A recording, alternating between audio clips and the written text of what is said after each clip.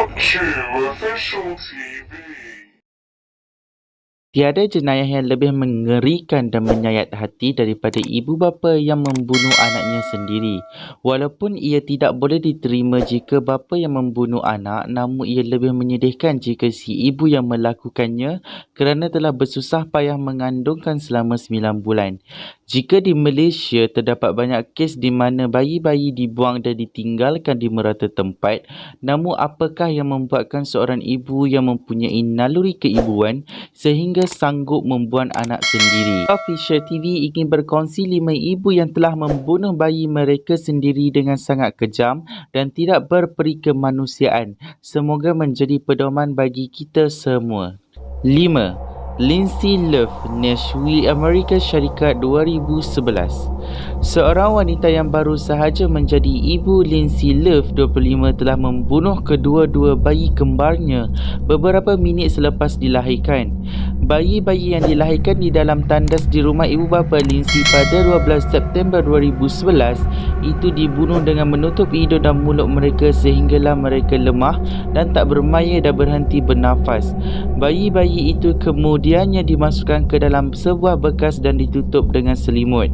Menurut Lindsay, dia membunuh bayi-bayi itu kerana tidak mahu ibu bapanya daripada mengetahui bahawa dia mengandung dan mempunyai anak. Dia juga memberitahu bahawa tiada siapa yang perasan bahawa dia mengandung walaupun kelihatan seperti orang mengandung. Pada Oktober 2011, ujian DNA mengesahkan bahawa bayi-bayi tersebut bukanlah daripada hasil hubungan antara Lindsay dan tunangnya, Jonathan Brooks. Sebaliknya, hasil daripada hubungan sulit dengan lelaki lain. Lindsay dihukum penjara dengan tempoh minimum 51 tahun di penjara wanita Tennessee, Nashville. 4. Megan Husman, Utah Amerika Syarikat 1996 hingga 2006. Megan Husman, seorang ibu dari Utah Amerika Syarikat, telah mengaku membunuh anak-anaknya yang baru lahir dengan mencekik sehingga mati. Dari tahun 1996 hingga 2006, Megan telah melahirkan seramai 7 orang bayi, namun 6 daripadanya mati dibunuh dan hanya seorang sahaja hidup.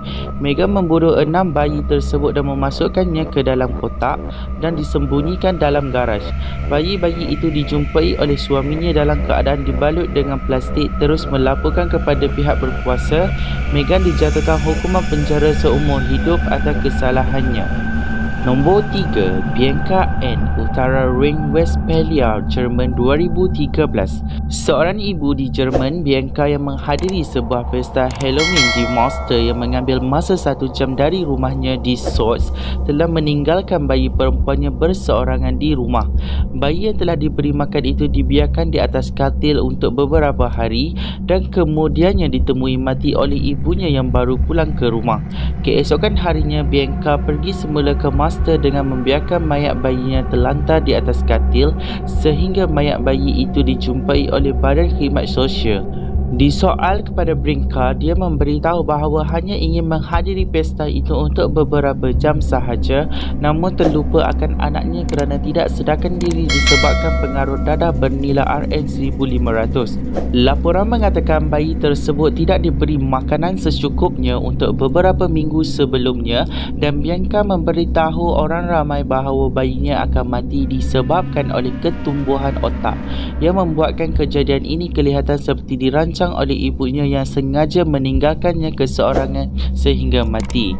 Tak dapat bayangkan bagaimana seksanya saat-saat akhir yang dilalui oleh bayi ini yang dahaga dan kelaparan sehingga mati.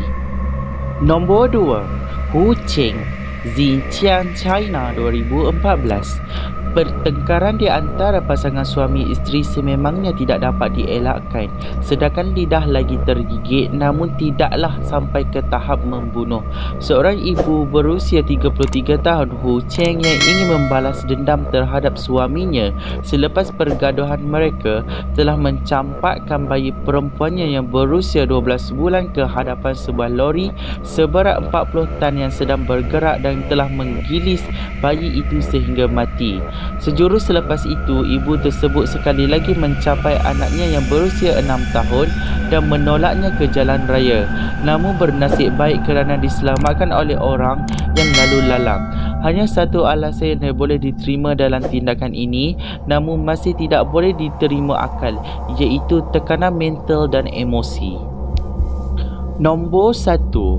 Kayang, California, Amerika Syarikat 2012. Berada di tangga pertama senarai ini sesuatu yang tidak dapat dibayangkan oleh manusia yang waras. Pernah tak anda terkena percikan minyak panas? Bagaimana rasanya? Sakit kan? Dan bayangkan pula apa rasanya jika berada di dalam microwave. Agak-agak masak tak? Itulah apa yang berlaku kepada seorang bayi yang dibunuh oleh ibunya sendiri dengan kejam di California. Pada Februari 2012, Kayan telah membunuh anaknya yang masih bayi berusia hanya 7 minggu dengan memasukkannya ke dalam microwave. Sinar radiasi mikro dari microwave yang mampu merebus otak dan organ badan bayi itu telah dibiarkan berjalan selama 2 minit. Akibat daripada itu, perut dan usus bayi malang itu disahkan telah masak oleh ahli patologi. Insiden ini mampu membuatkan sesetengah pembunuh lain ternganga.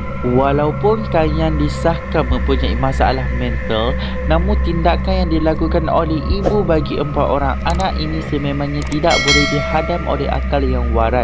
Ketika melakukan perbuatan kejam ini, Kayang disahkan mengalami sawan.